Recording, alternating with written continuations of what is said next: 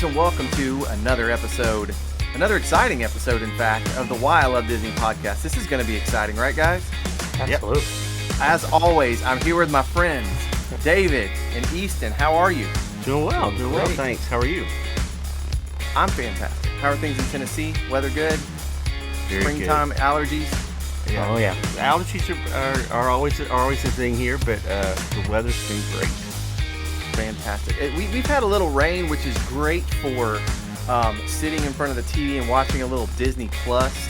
To be perfectly honest, I'm a little bit behind on my Disney Plus watching. I think we've talked privately that maybe we haven't spent as much time in front of the television consuming Disney content, but there has been something we challenged ourselves to watch, of which I'm about 7/8 of the way through, and you guys both have finished, and that is we watched together Percy Jackson, the new Disney Plus series based on the book by Rick Riordan. Is that his name? Riordan? Is that how you say it? I think maybe Riordan. Riordan. Okay, gotcha. Well, my kids picked up on this back earlier in the year when it first came out, the week-to-week thing. Of course, what normally happens is if I miss one and they watch it without me, they speed right ahead, watch them all, and I fall behind and I never get to see it. So that's the boat I'm in. Everyone in my family's seen the whole thing. I am now catching up. But that said, I thought it would be a great idea, and we all together talked with along with our listeners here, that we haven't done like a Disney Plus series breakdown in a while. So this would be a great one because seems like a high budget, high profile property that's straight to Disney Plus, original content, and much like in the vein of the Mandalorian or the Marvel stuff that's come out and a few other things. This was highly promoted and came out, and I'd just love to know, first of all, do you have any kind of thoughts before I ask like ratings and kind of we get into how it all plays out for you? I thought overall, I thought it was good. I enjoyed it. We watched it as a group in our house. Now tell me, have you read the books? I have in the past, but I did not remember the books that well. So, which was different, and that Easton and I were talking about that just a little bit ago. When Artemis Fowl came out, those books were a lot more. I was way more familiar with those, so I was so disappointed in that series because there were just so many things messed up that just should not have been. Yep. With our kids, we definitely read the Benedict Society books. So I was really disappointed when that came out because it just did not even compare to the books. So, but the Percy, I did not read the whole series. I do remember reading the first couple. That's probably all I read. So I just did not have the reference for how different is this. I mean, I know there were some changes made here and there, but I couldn't pull them all out. So I wasn't dealing with that. Like if you're a huge Harry Potter fan and you love the books, and they change something in the movie, it just leaps out at you. So I did not have that experience with this movie because I just couldn't remember it that well. I really wanted to go back but even like the audiobook, I think it's like 10, 12 hours. It's a longer book. So I did not get to go back and do that. Have you read the books, Easton? I kind of have a memory of reading the first book, The Lightning Thief, but way back in high school. I had a little bit of memory. Some things I was like, oh yeah, I kind of remember that happening, but most of it was like, this is brand new. Some of the things that I remembered, like I remembered him fighting Ares. I like that I remembered, and this kind of the settings seemed different, but I remembered some of that. I could kind of anticipate what was going to happen, but that was really. But other than that, and just his friendships, that's all. Like going to camp, I remember going to the camp. Have you seen the movies? There's two Percy Jackson movies, The Lightning Thief and The Sea of Monsters. Have you seen either of those? 2010, 2013. I've seen the Lightning Thief movie. I never did see The Sea of Monsters, but I saw the Lightning Thief movie. Okay. So, and I'm coming at it kind of from, I'm vaguely familiar with the concept of the books and the character and what's going on there based on just being in proximity to it. I don't think my kids have read these books yet, but so I'm just basically a little bit familiar with the character and what's going on. Again, it's we're talking Greek, Roman, Norse gods and that playing out, and it's kind of a fictionalized version of all that. So there we go. That kind of gives a little background. I think this is an incredibly popular book series with 2 feature films already. And so this new series comes out, high budget. I felt like the high production quality was really high. Would you guys agree with that? Yeah, for sure. Yeah, it says that the whole series had a $95 million budget, and that they probably spend as much on a couple of episodes as the original movie cost. Yeah, you're probably right. So let's start with like your thoughts on the series. Easton, what were your kind of takeaways from it? Did you enjoy it? B, were there interesting points or points you didn't like as much? Overall, I enjoyed watching it because I feel like I've always had this, like, in mythology in general. Oh, that sounds really interesting to look into and see all of the relationships between all these different people.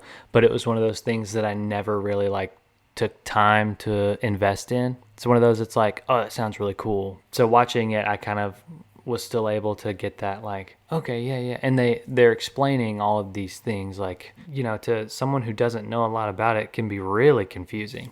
That's an interesting thing to me too. Like if you're really like, I mean, for me, and I think for a lot of kids, this is their introduction into Greek gods. You know what I'm saying? Greek mythology, and when the Jeopardy questions come about Greek mythology, my kids are always pulling from their Percy Jackson, catalog.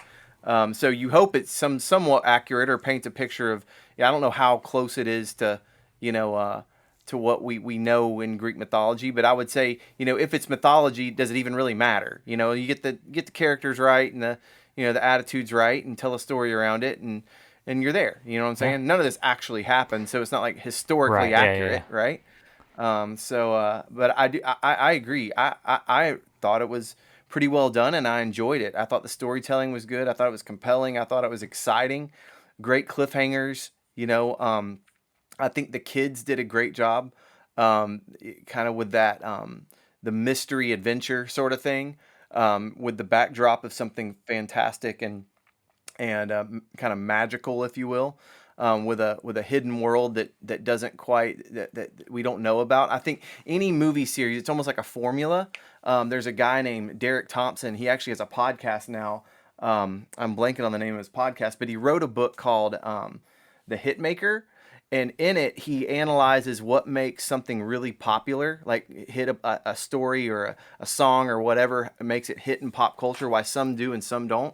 And he talks about how everybody wants something new, but it can't be too new. They have to also be familiar with it, and I think meaning like you can have 10 points of what makes a great story, but one of them has to flip and be unexpected. So he uses Star Wars for example. He says Star Wars is you have the all the beats of the story. It's like a Western and it's very much follows the Western line, and some of the patriarchy stuff and the bloodline stuff, but then it flips it and puts it all in space. Well, we've never seen that before, and it's a hit, right? And I think Percy Jackson is kind of doing a lot of the same things. There's the elements of surprise.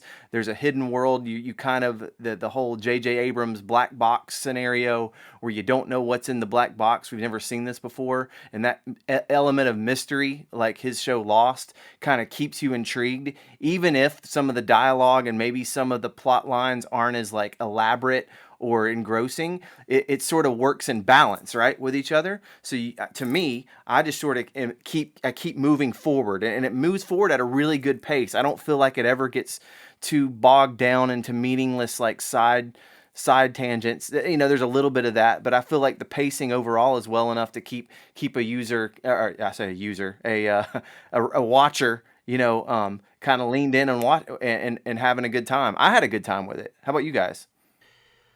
I did. I think, yeah, I did. I think definitely through the first watch, just enjoyed it. I mean, it was just I didn't think it was like the greatest thing I've ever seen, but I thought it was good. I thought it was solid, and it's, we can talk some more about Disney Plus in general, but like it's really one of the few things I've watched on Disney Plus this year that's new, so or recent, and so that it held my attention. Now I did go back when you were going to go back and watch it, and I watched bits and pieces here and there and kind of skipped through. And when you go back and watch it, a lot of things happen pretty fast. Like you said, it doesn't.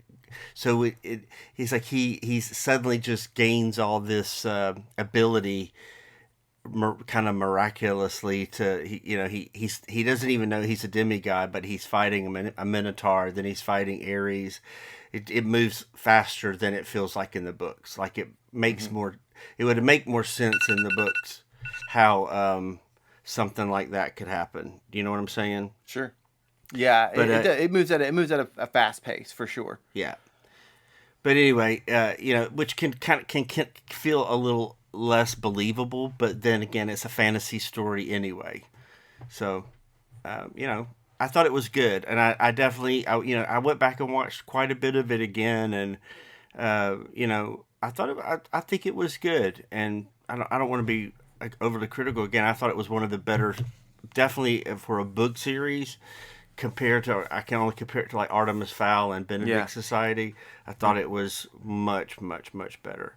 Again, kind of what's surprising to me is like they do this, and I don't hear anybody talk about it. Like, I mean, we're kind of coming back on this a few months later, but no one's really talking about this now.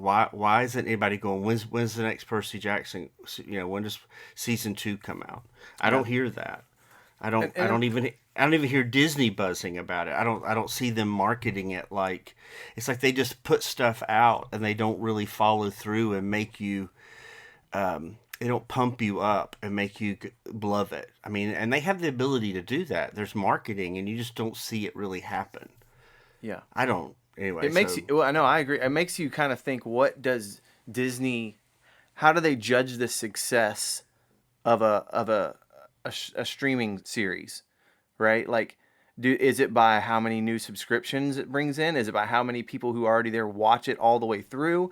I know there's metrics. I've read about metrics Netflix uses to like determine if something that they're gonna greenlight a second season, for instance, where it has to do with how many not how many people start the series, but how many people finish it. And it's really interesting to know that. But I know there's every company has different motivations. Like Netflix only has that's their business, right? It's subscriptions and content.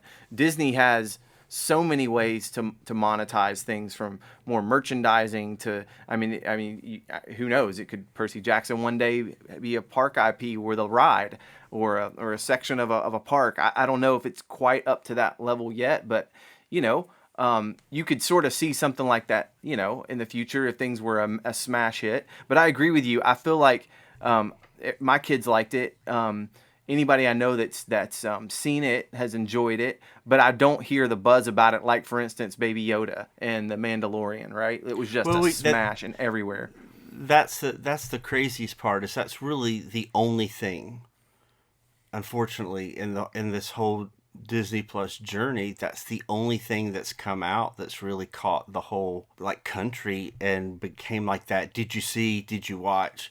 And kids wanting the merchandise and families. I mean, you haven't heard that except for that, and they kind of like let that just fall apart.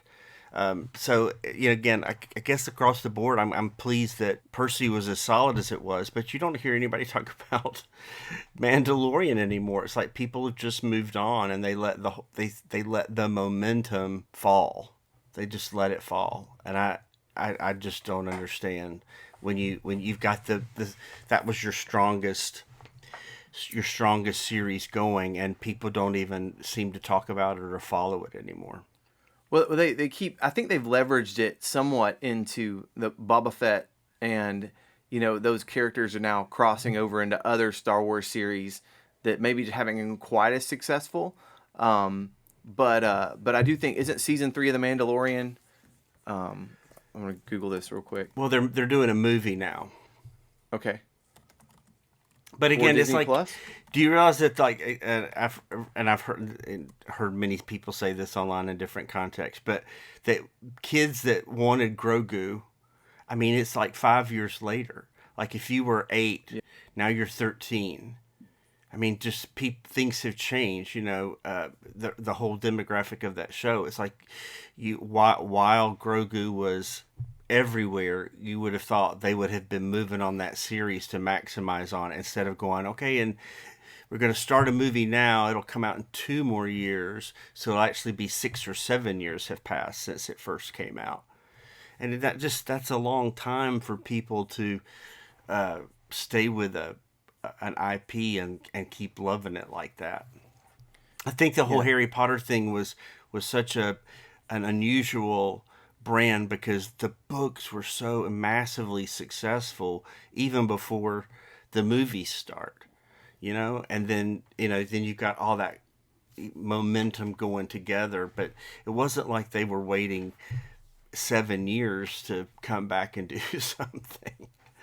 So anyway, so season 3 actually is already out. Season 4, there's a thing they're working on, and Favreau is working on it too. The Mandalorian and Grogu, which they're not sure is in the place of season 4 or kind of complements it, but they're working on it too. Also, I mean, you got to also appreciate, like, it's really tough to these things are expensive, and just to crank them out left and right. And I think part of what made the Mandalorian so amazing was they didn't cut corners on that stuff. It was well acted. The top of the line technology to pull that stuff off. Whereas comparatively to like something like Percy Jackson, I even though it was great production value, it still wasn't quite.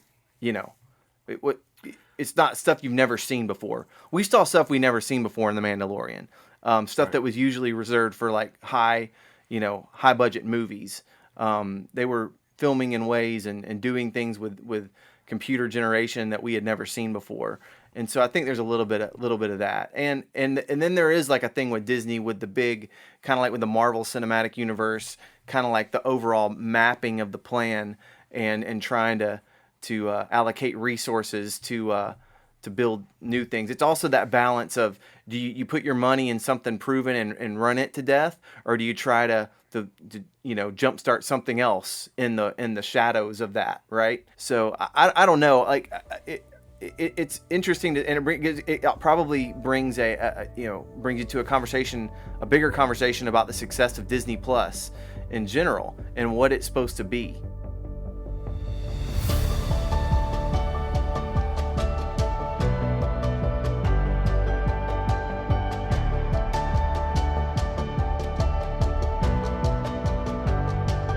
What is the strategy for Disney Plus, and will this make it, profitable? Because they make all this money, but then it costs $1 billion or however much money to do this series, and that's expensive. You got, I think you said it was like $100 million to do this Percy Jackson. Did you look that up, David? Is that roughly accurate? The website Screen Rant said that it was the $95 million budget. So let's just round up to 100. That's one show. There's 8 episodes, correct? So if you want that kind of content coming at you all the time, 100 million per show, 10 shows is $1 billion, right? I mean, that's a lot of money to create content. You know what I mean? People, it better work. It's kind of, it's interesting anyway to say. So what are your kind of takes? Disney Plus being, you see it as anchor around the neck of the company? Do you see it as just falling short of expectations, something that they're priming the pump and that eventually this is going to be an amazing thing? Or do you see it as wildly successful and doing exactly what it was intended to do? Well, when I first heard that Disney Plus was coming, and as a family that has a lot of Disney product already, like we have so many movies, and so it's like, well, do I need that? I mean, I've already got all these movies. And then then they start talking about the original content, and people were saying, all the catalog, the Disney catalog that they've never they've never put anywhere. There's a lot of things that have just never been released, or even the older Disney Channel content, that things that could come back out. And it was like, oh, that is true. This could be almost like an archive, of all this great content that, all the Wonderful World of Disney and the Disneyland show and all the things with Walt and things that they could put out, and that, might not be for everybody, but like the parks crowd, they could do shows on the parks. They could do lots of things like that. There was just Disney history, like the Imagineering story that came out was so successful, and a lot of people watched that didn't know anything about all this Disney history, and they're like, oh wow, look at this, is an incredible story of how all this has come to be. And I thought, so then I started going, well, it could be this, and then a lot of things I thought they would do, they just have never done. They don't really seem to want to celebrate that aspect of the company or that fan base. It's like they're constantly trying to create new content that to me doesn't seem as Disney branded. Like, for example, when I was going back and watching a little bit of Percy, the top of my on Disney Plus, it shows an FX show called The Veil, War of the Planet of the Apes, a Hulu documentary called Thank You Good Night, the Bon Jovi story, Aliens, a Hulu a show called Under the Bridge, and then a bunch of ABC stuff, The Rookie, Good Doctor, Abbott Elementary. There's nothing there that I go, this is Disney. It's a weird branding thing. Shogun on FX, and it's not about. It's just like I have to, I just don't know why they've gone that way. I don't know. I think their hope. I think because it's not as profitable, and it's known as not as profitable, that they have not gotten it there yet. That they've got to get Hulu mixed in with it, so that Hulu's profitability makes Disney Plus profitable. Does that make sense? I mean, that's just what it looks like. It's like this went from being a Disney brand type thing to being Disney, and that area Pixar it's just mixed in. I just heard recently, and they have a show on there called Bluey, and I've seen several articles just talking about the popularity of Bluey. But there are some estimates that said 30% of everything watched on Disney Plus is Bluey. It's 30%. An animated children's show, family show, is 30% of their views. I mean, it's like an 8 to 10 minute show. Most of the episodes, so I think that's a whole different thing too with kids.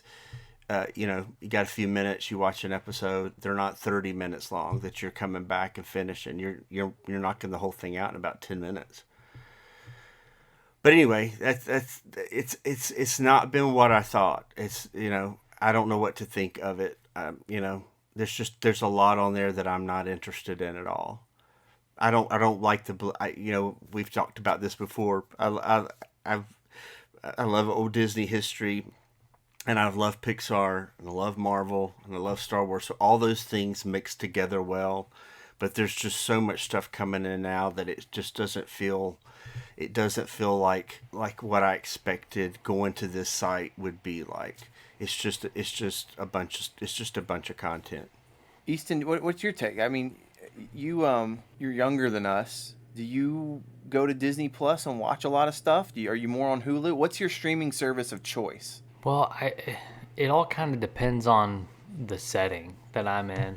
I feel like as of recently, we've been watching a lot of like jumping back and forth between Netflix and HBO. We jump back and forth quite a bit on there. Not really as much Disney Plus as I used to be. Yeah, for Disney content, Disney fan content, Disney news, anything like that, there's way more on YouTube or podcasts. I'm going to go there because I actually for Disney content, there's way more entertainment on YouTube and podcasts than I think is on Disney Plus. Again, I also own so much of this Disney catalog, all the animation stuff our family's had for years, and all the classic movies. I mean, we've just owned all that stuff. So I'm not like all that's is in computers and we have in our iTunes accounts and our Movies Anywhere accounts, all that stuff's there. So I didn't need Disney Plus for that. If somebody even like if we go, hey, what was that? What was that moment in that? What is that song? Like I would just go to my own iTunes and look real quick. I wouldn't go to. I'm not going to jump into Disney Plus and go through the passwords and to see a 5 minute clip of a movie just to remember something. I mean, I'm going to do that just on my, in my database I have already.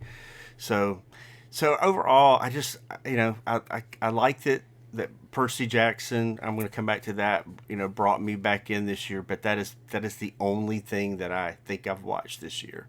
There might have been 2 or 3 times that I've actually gone through and clicked on something to watch on Disney Plus, and it's every time, like just looking at my past 3, like continue watching, it's The Incredibles, it's Emperor's New Groove, and it's Zootopia.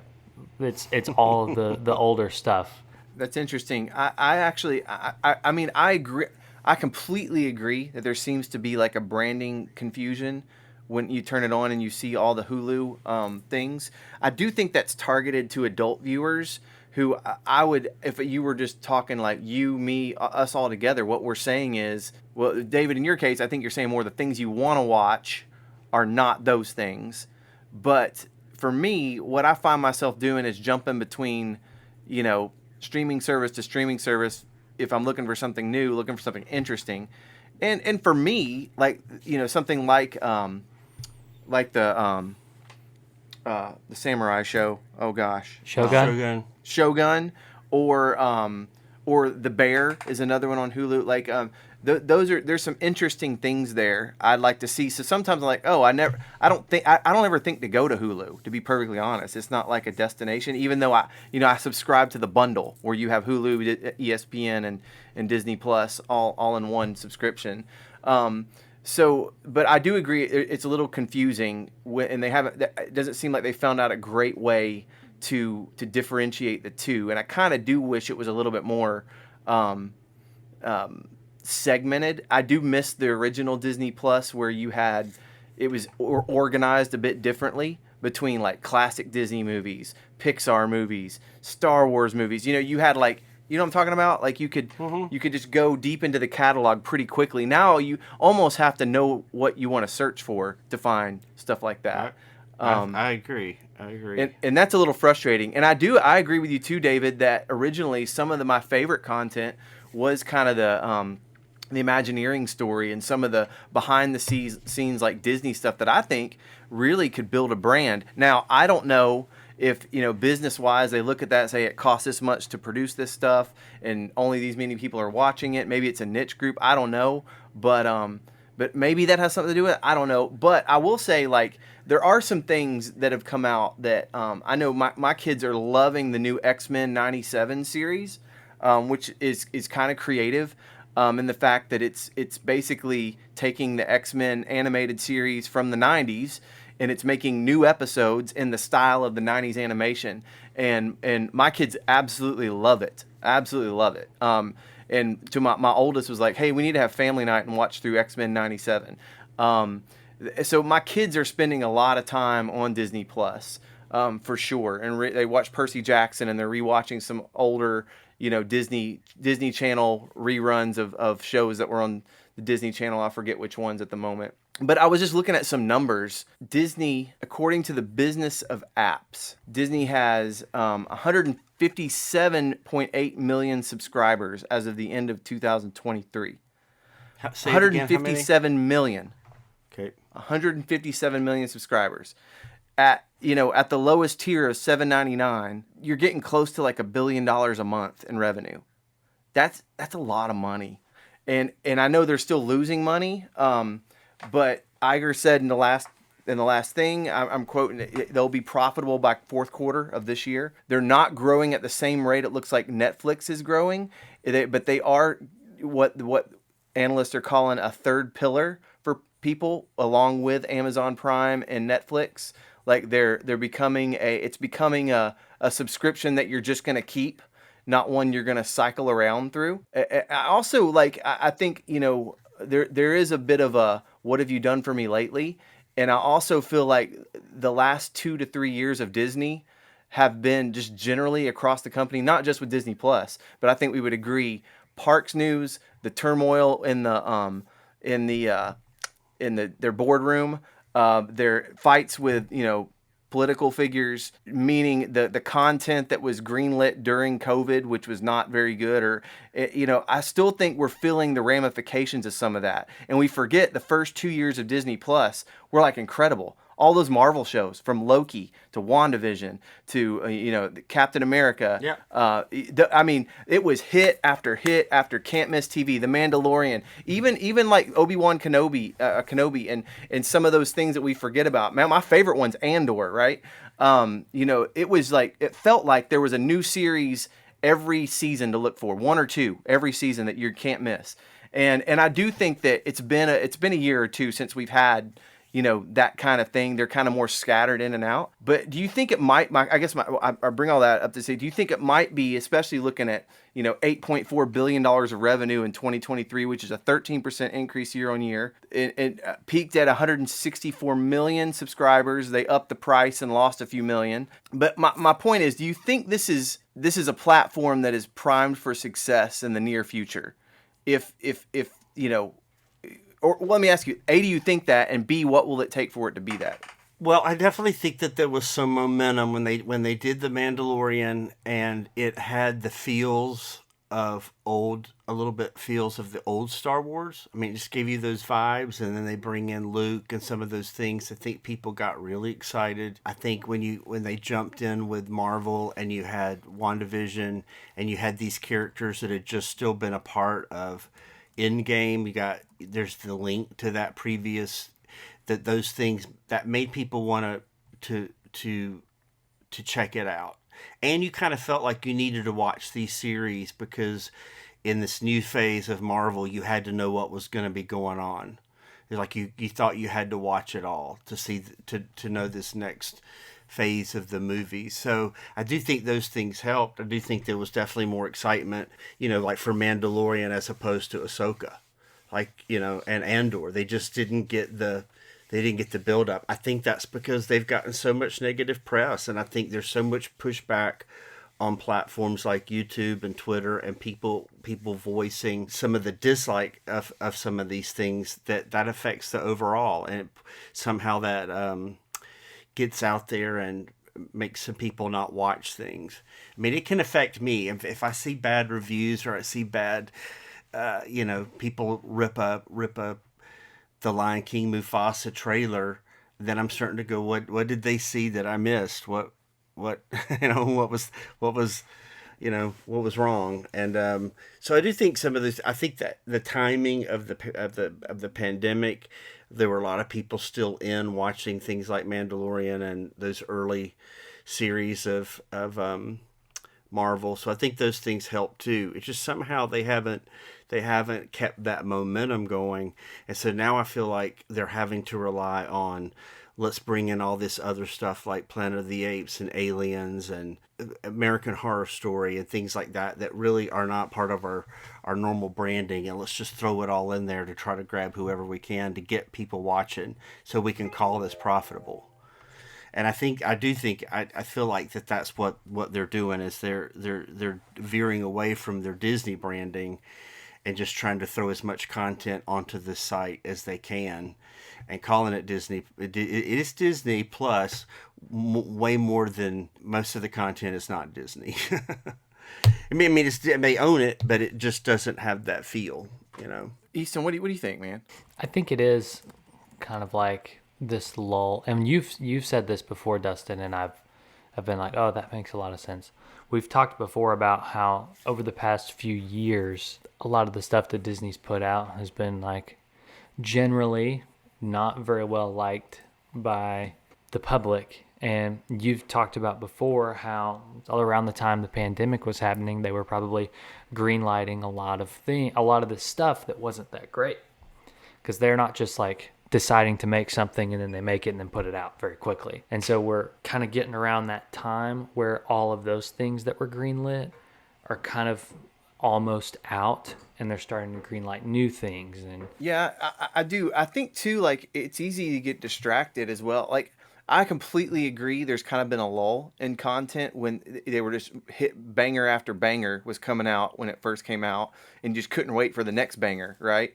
Um, there has been a bit of a lull. I think partially we're dealing with the aftermath of the Star Wars, not sure what to do after Rey, right? Or with Rey, not sure what to do in Marvel after Tony Stark's dead, spoiler alert. But what? you know what I'm saying? Like we haven't found our footing yet. Yeah. Still. And again, COVID didn't help. I think there's a lot of this, the political nature of some what's been alleged in the creative part of Disney, as gives us more Captain Marvel stuff, which just hasn't been good. Like I think we'd even forgive it if it was good. Yeah. But it just hasn't been good. But I do think I'm going through here and trying to be fair. Like I don't ever want to be like, I get busier. My kids play soccer. I'm not in front of the TV as much as I was around the last for 2020, 2021, 2022, but your Friendly Neighborhood Spider-Man and X-Men are animated series that, we always forget too. I don't know if you got all the Star Wars animated stuff, man, it's as good as it's ever been. You're in the middle of a new season. I forgot of the Bad Batch. There's a new season that comes out of Star Wars Tales of the Jedi, and to hardcore Star Wars fans who don't care for the last three movies as much, and maybe don't care for the Acolyte and some of that stuff, man, they are eating this animated stuff up. Like from Rebels to the Clone Wars, and now you have all these spin-offs from that. And I think if you're not really into that stuff, it skips by you. But I think that's significant that they are giving hardcore fans of some of these things what they want. I'm excited. I don't know if you guys remember, there's a whole and this is interesting coming out with the ride, but Tiana is getting a full series this year on Disney Plus, an animated series. I don't think I knew that. Yep. That Tiana, and it looks like it's traditional animation. It's not like a computer generate, or the Pixar look. There's a new Pixar series that's called Win or Lose. I'm looking at that looks really interesting. Will Forte is one of the cast. It's about a middle school softball team leading up to their championship game, and each episode is told from the perspective of a different character. But this is a first of its kind of Pixar animated series, 8 episodes. That looks really interesting. Agatha, Darkhold Diaries. You have the whole WandaVision Agatha coming back, and I felt she was a compelling character, a really good bad guy, and so hopefully Marvel has a good show, off of that. There's also a new Star Wars called Skeleton Crew. It's more for kids, but it's a lot, but it's live act, kind of a teen drama sort of thing around. 4 kids mysterious. It's kind of spin-offs of the Star Wars things. So, all that to say, like, I look at this and I go through this list, and there are misses, but there's also some. Oh, and then we haven't even mentioned Doctor Who. For fans of of sci-fi, like Doctor Who is canon. You know what I mean? Like everything that I've heard online has been negative. But nobody's seen it yet, right? Yeah. I don't know, but it's not out. It just feels like it already had negative press before it even started. Sure. You have a new Monsters at Work season 2, the Monsters Inc. series that's coming out too. So I don't think it's completely fair to say that they just kind of dropped the ball on content because this stuff's expensive. But I do think it is fair to say that some of the stuff they've done hasn't been, smash hits, and they do seem a little disorganized in their marketing. Again, in their branding across from the Hulu. I agree it's confusing. But I do think with 157 million subscribers, making close to $1 billion a month now, and on the path to profitability, I feel like they're just a couple steps away from figuring this out. And I will say this, like, as someone who churns through different streaming services, like, I think I just dropped HBO Max. We finished a series there we were watching. I don't want to pay $100 a month for 7 streaming services, right? Which I think a lot of people are finding. But, we keep Netflix, we keep Disney Plus, the Disney Plus bundle, right? And then we kind of cycle through the rest of them as there's something interesting to watch. And I think a lot of families are like that. Sometimes I have some friends that they cycle from Well, give me a good show, I'll go get that one and drop this one. They're only doing one at a time anyway. So I think you got a lot of that going on too. So in that case, you're competing with, you know, they're all competing with each other. Which one has the most value for just sitting down at night and turning something on? Do you think it will always be that way? Do you think you'll always be able to drop a streaming network if you don't want to watch it, or do you think it'll eventually be like cable where you have to sign up for a whole year? That's interesting. I don't know. I feel like, just me personally, I feel like if you signed up for a whole year, you would you'd lose a lot of people. You just, you know what I'm Yeah. saying? Like, But cable historically you couldn't just jump in and out every month. that's true because there's equipment involved. There, you know, Right. there. You're right. You do sign a contract, kind of like a cell phone. You have to sign a contract with them for sure.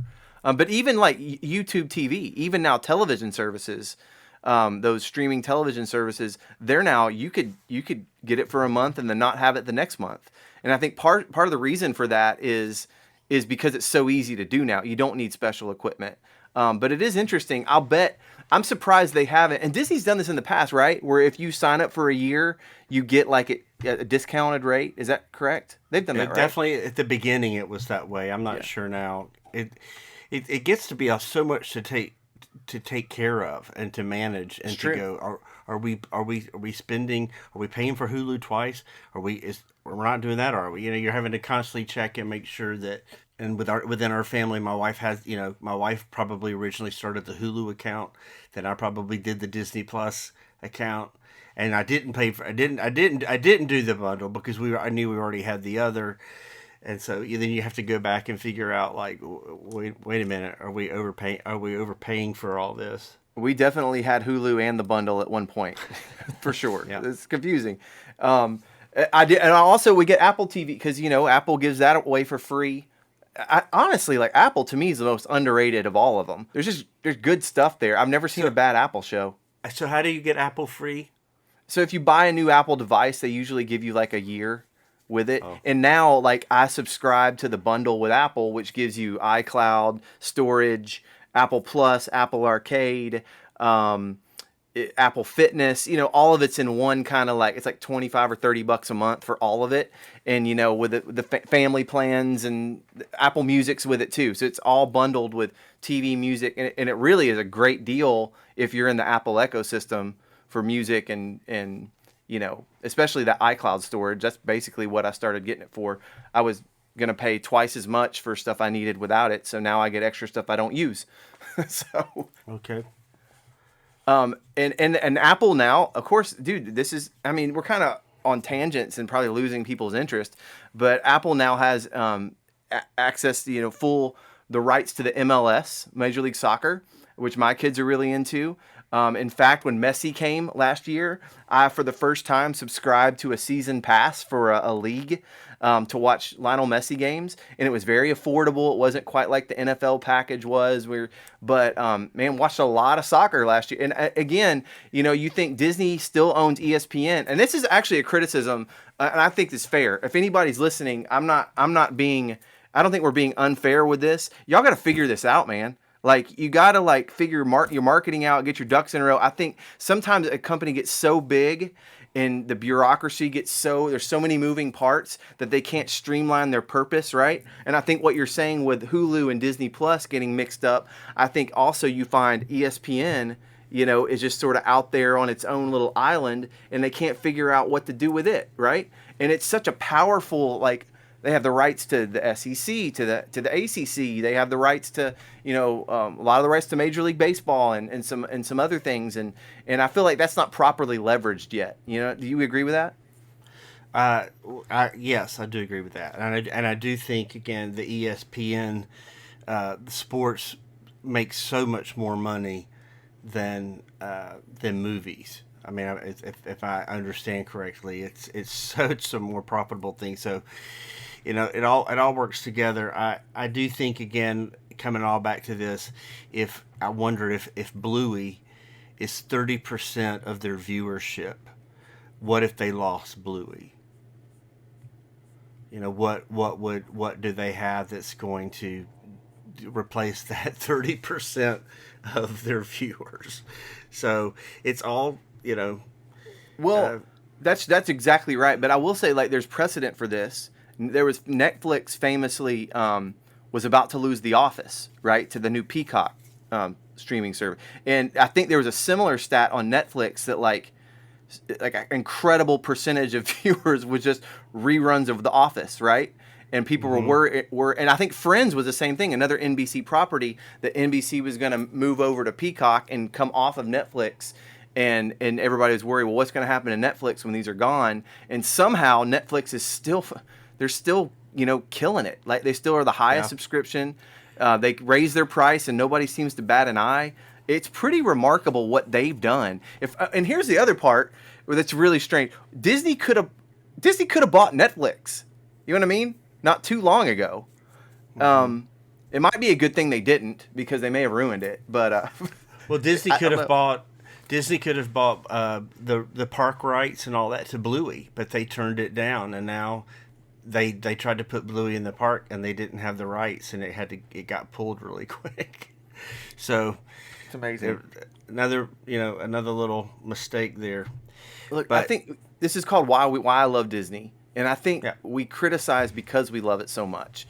Like, it's like they're just this. There's so much there that's awesome, and there's all the history, right, and all this talent. It just seems like it's not moving in sync right now, and it just feels like I think the optimistic view is that this could turn around fast. You know what I mean? Like, there's so much there to work with a little bit different nudge in the right direction, with maybe a different leader here or in this department or that department. I feel like a lot of great stuff could happen, but we'll see if they have the willingness or the fortitude to change directions or admit. Sometimes, right, the first thing you got to do is admit there's a problem. And I don't think that the current leadership would ever admit to a problem or a weakness. It would he only seems to point out other people's weaknesses. He never owns up to anything that he has done. And so I think a lot of the decisions that have failed, you're not going to see that. And I think there's ideologies that are so ingrained that unless there is a big leadership change at some point, I don't think you're going to really see that kind of thing change. And again, I'm grateful. This all started with Percy, that the Percy Jackson, this whole thing feels as Disney friendly as a lot of content that has come out lately. And for that, I'm excited. It did not feel overly politicized. And I know there were some people that complained about certain things and characters being swapped and changed and things like that. I don't think that really made any difference in this show. I think it was all really good. And, you watched it and there weren't awkward moments and there weren't, where's this going kind of things. And, who would have ever thought that would be the things you'd be concerned about when you're watching a family show with Disney? Like, oh, where's this going to go? I mean, you knew. So I'm grateful for that. I'm grateful for the good things. There's so much great content. I mean, I think what I was going to say is like, I want more things like Imagineering Story. I mean, that's something I put on sometimes, like I would like music. I'll put that on and that's what people were doing with The Office and Friends on Netflix. They're just turning it on and then they're cleaning the kitchen or they're doing something else and they're just listening to it in the background. They're not really necessarily watching it. It's just keeping them company. That's a great point. Yep. Like some people watch Hallmark movies that way. They just run the things and they're doing other things and they're those are some of those shows are like that. And so I want some more of those things. I want some more of those good feel Disney things that we all have grown to love Disney for. They need to bring back the nostalgia. That's what we need.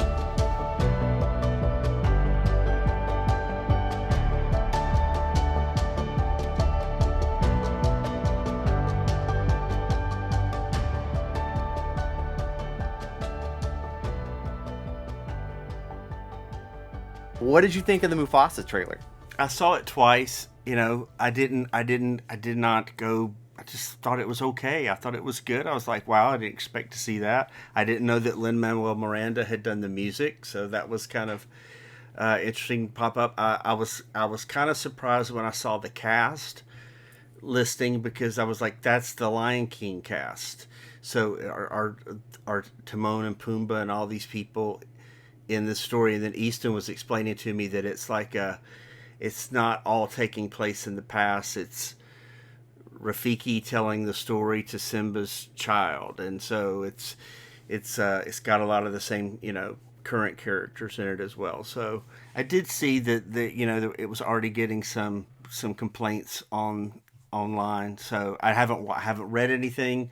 I just started seeing those headlines, like people tearing down the Mufasa trailer. So we'll see. What'd you think, Easton? First, I didn't. I was also confused because this whole time I thought it was going to be a straight up prequel set in the time when Mufasa was a cub. So it did throw me off. You think they chickened out on that? Do you think they chickened out? They were like, well, people like Timba, Pumbaa, and people want to see Simba. That's the money maker. We got to keep the money makers in there. That's probably exactly what they did. Probably like, well, we gotta have Simba. We gotta have Simba. We gotta have Timon and Pumbaa. We gotta have, And I also started thinking of, if they make a straight up prequel of Mufasa as a cub growing up to be Mufasa, you're kind of rewatching The Lion King. Simba kind of did the same thing. Some of the details might be a little different, but you're kind of watching the same movie again, just with a different lion cub. But I think it looks pretty interesting. So when you watch it, you're like, yeah, I'll go see that. Yeah. Would you see it anyway, or do you make it more likely to go see it after watching that trailer? Are you more excited or less, or the same? I think I'm about the same. I think I'm about the same. I was already like, yeah, I probably will go see it. And then I watched the trailer, and now I'm like, yeah, I probably will go see it. And we got to keep in mind too, it's a teaser trailer, right? I think it wasn't like they didn't give any plot points. It's just eye candy and you get a few visuals. And I think the criticism I've read, they're like, oh, it's CGI, it looks too CGI. I don't know. I'm kind of like you. I'm not more or less excited. I'll need to find out more. But it is interesting. It's their big holiday movie, December and release right at Christmas. And in Disney's defense, I will defend Disney on this. I think we're in two cultures right now. One of them being a nostalgia culture, where if you're trying to bring in new people that no one knows in a story that everyone knows, they're going to be less likely to watch it because they want to see people like just what we said, like Simba and Timon and Pumbaa. But I think we're also in a culture where everyone just wants to be angry about something regardless of what it is. Like, obviously, we want it to be good, and some of the stuff that Disney's put out's not been great. But this movie could be amazing, and there's going to be millions of people who are going to bash on it just because they want to bash on Disney in general. That's true. There is a lot of that. Yeah, that's true. We are in a world of negativity. That is true. Negative makes the clicks. Maybe if we'd have more listeners if we just started trashing everything all the time. It would be an interesting experiment. I'll bet we could triple our listenership if we did that. I definitely think in the past 5 years, the Disney content that I see online has shifted towards that, and I think it's because it's profitable, and people can get more people in by saying shocking things than positive things. But sure, outrage sells. True. But I will say there's one other bit of good news. I think we'll all agree with this. Walt Disney World this past week became the first theme park to ever have one of its restaurants earn a Michelin star. How about that? I did hear that. That's big. Now, news. David, have you ever ate at Victoria and Albert's? No, and I probably never will get to. It's at the Grand Floridian, and to be perfectly honest, I'm looking at I went through, of course, to this article, and I love food, I love restaurants. Part of the reason I go on vacation, it's a big part of what we do. But when I started looking at, it's beautiful. The interior is absolutely stunning. I believe there's like a harp that play. But when I started looking at the plates, it does look good. But it looks like one of those restaurants I'm going to spend $500 and then go to McDonald's afterwards. You know what I'm saying? Like I'm going to still be hungry. So I agree with you. I will probably never go to that one either. Yeah. And there's a strict dress code, and they don't allow children under 10. So Yes, it is. I couldn't go You for know, at least another year. it's not where you take the whole crowd and. It's just not a place Fortunately, where I would feel comfortable. You know, I'd be like, which fork do I use? And I would feel very judged in a place like that. I've heard it's incredible, but fortunately, I like there's so much good food, especially at the parks. I've never felt like I was missing out that much by not going there. But now we've been in the Floridian where you see the couples that are all dressed up and they're on their you go, oh, I know where they're going. Well, back in the day before they cracked down, and I know John David, your son, does not like me saying this on the podcast, but we don't have a huge listenership, so I'm going to say it anyway. Is if you're in the know, that's where you park. You know what I'm saying? If you're a Florida resident, you park over there, you sneak over there to the wedding chapel, and you jump through the right through, the lobby there, the Grand Floridian, and you can use the bathroom there. You can go to the little deli there, and then you can jump on. You're right in the Magic Kingdom. And used to, you didn't have to pay for it. Like, it's free. So there's your tip. This is the end of the podcast in episode 74. No one's ever going to hear this, right? But just between you and me, that's what you always did. So there you go. There you go. I did see that it's $295 a person. Their menu starts there. Yeah, that's the Price starting. fix menu. Yeah, that's probably this. If you just have a good salad. That's a little. I mean, I was just pricing, park tickets, for my family, for maybe going later in the year, and I was like, good night. That's like going to the park for 2.5 days, or 3 days. That's a lot of money for a meal. Woo. I'm not the target I'm not the target audience for this, but it is awesome that they have a Michelin star. Props to them. There's something for everybody at Disney World. But anyhow, it's always fun. I look at the list of Disney Plus. One of the things that watching Percy Jackson has, invigorated in me is, hey, I want to look at the catalog a little more and maybe find another show to watch, and hopefully another one comes out here pretty soon that looks really interesting. I know there's a couple this summer that look promising. Maybe we could talk a little bit more about those in the future too. But I do miss that anticipation for the big Disney Plus series and watching it week to week and having our minds blown by whether it's Loki or something crazy that happens or The Mandalorian. I hope there's more of that in the future. And I actually think that is tied directly to the future success of Disney Plus. If they can get that figured out and do that right, then we're on the right track. So here's to hoping. Here's to hoping. Yeah. But I'll always enjoy this with you guys. If you're listening at home, we thank you or if you're in your car, or hey, wherever you are listening, we appreciate you. Maybe on a treadmill, wherever you are, thank you for listening. You could be mowing the lawn, and we are drowning out that purr, that hum, whatever it is. But thank you for listening. We hope that we don't take this lightly, and we really would love for you to leave a review, 5-star review on Spotify or Apple Music, and maybe share it with a friend too. Again, what are your favorite Disney Plus shows? Are there any new ones we've missed that you think are fantastic that we should watch? Did you see Percy Jackson? Or do you agree with us? Do you have any problems with it? Let us know. You can find us on our Instagram at Why I Love Disney, and whylovedisney.com is our website. Reach out to us. We'd love to have your feedback, and we will talk to you guys again really soon. On behalf of my friends David and Easton, so long.